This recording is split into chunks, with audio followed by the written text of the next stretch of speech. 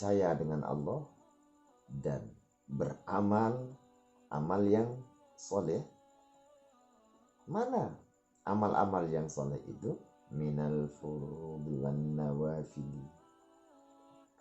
Nah, dari mengerjakan segala yang fardu dan yang sunnah. Kas-salawatil khamsi, seperti sholat yang 5 waktu sehari semalam, subuh, zuhur, asar, maghrib, isya. Wasiyami ramadana, dan berpuasa di bulan suci Ramadan. Wal haji fil umri marratan, dan mengerjakan haji pada seumur hidupnya wajib marratan satu kali. Wa zakatil amwali, dan mengeluarkan zakat harta. Wal jihadi, dan berjihad di jalan Allah. Idza faja'al adu, apabila mengagetkan oleh musuh, atau apabila musuh tiba-tiba datang. Nah, kata jihad ini banyak sebenarnya yang kadang-kadang banyak salah penafsiran itu kata jihad itu. Jihad ini artinya sebuah perjuangan. Jadi kata jihad ini semua orang yang melakukan kebaikan itu jihad. Nah, misalnya terjadi ada peperangan zaman Rasulullah SAW. Nah, ada peperangan itu bagian dari jihad. Bagian dari jihad. Jadi kita membangun madrasah, masjid, kemudian membiayai anak sekolah, orang ngaji dan sebagainya, itu juga jihad, termasuk jihad. Jadi umum, semua perjuangan yang sifatnya kebaikan, kembali kepada kebaikan, yang tujuannya adalah kebaikan. Jadi sebenarnya jihad ini perjuangan. Nah, cuma banyak ada, jadi jihad fisabilillah, yang ngaji juga jihad fisabilillah. Nah, itu semua kebaikan itu jihad. Jadi jangan diartikan kalau jihad itu wah ini orang jihad ini mau perang, bukan begitu. Jadi prinsip Islam itu tidak ada itu memerangi orang, itu tidak ada. Yang untuk memulaikan peperangan itu tidak ada itu di prinsip Islam itu. Karena Islam ini mengajar untuk kedamaian, bukan untuk permusuhan dan sebagainya. Jadi seperti Allah SWT, wa qatiluhum min haitsu qataltumuhum. Jadi bunuhlah mereka sekiranya mereka membunuh Anda. Nah, jadi kalau tidak disentuh, dia tidak menyentuh. Nah, kira-kira seperti itu. Tidak ada mulai dari orang bagaimana orang Islam itu melakukan peperangan, tidak ada. Nah, jadi kata jihad ini umum, bukan saja berperang, tapi semua yang menuju ke jalan kebaikan itulah jihad fisabilillah subhanahu wa ta'ala. Nah, jadi yang dikatakan amal-amal soleh ini adalah seperti melakukan segala perbuatan yang difardukan oleh Allah SWT, seperti sholat yang 5 waktu, berpuasa, Ramadan dan haji pada seumur hidup 1 kali yang wajib, dan melakukan zakat.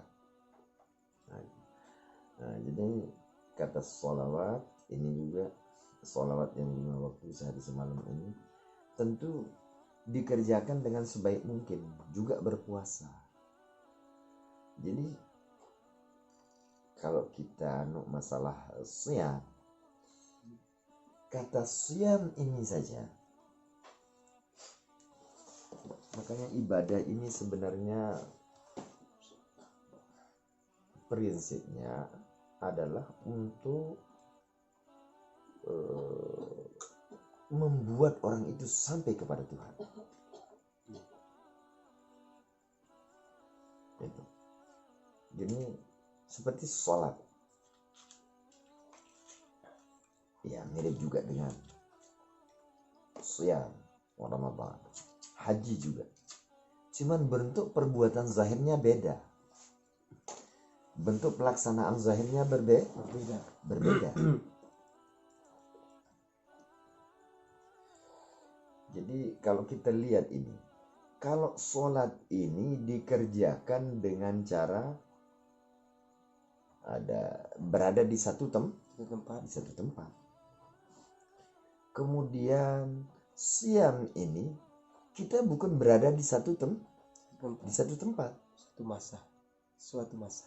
Nah, jadi kita boleh berjalan, boleh kita ke masjid, bisa keluar masjid, bisa masuk rumah, bisa tidur di rumah, bisa bekerja, bisa beraktivitas.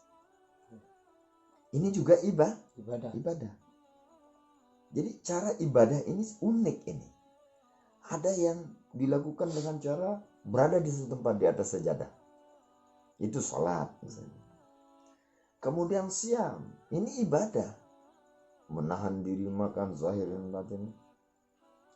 Jadi menahan makanan minuman.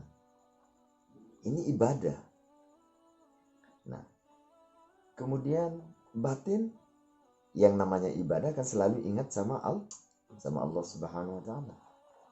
Tapi kita lakukan ibadah saum ini bisa berjalan ke sana kemari. Kemudian haji. Haji ini juga bukan hanya di padang Arafah. Yang jelas rukun haji itu memang al-hajju Arafah. Intinya adalah wukuf di padang Arafah. Tapi ada tawafnya, ada sa'inya, kemudian ada wajibnya, melontar dan lain sebagainya. Jadi bentuk ibadah yang diwajibkan Allah ini merupakan latihan kita untuk senantiasa ingat Tuhan dalam segala hal. Itu tujuannya begitu. Jadi kalau orang sudah betul-betul pandai berpuasa, maka dia tahu cara orang beribadah. Tahu cara orang ingat Allah dalam segala hal. Itu latihan, itu hikmah daripada berpuasa dan haji itu. Dan ibadah yang lain. Jadi dia sudah tahu cara beribadah, cara mengingat Tuhan dalam mengisi kehidupan. Jadi tidak hanya ingat Tuhan itu di atas sajadah. Ya bukan itu. Ya kita lihat saja bentuk ibadah ini. Nah, kemudian dalam berpuasa, kata siam menahan diri.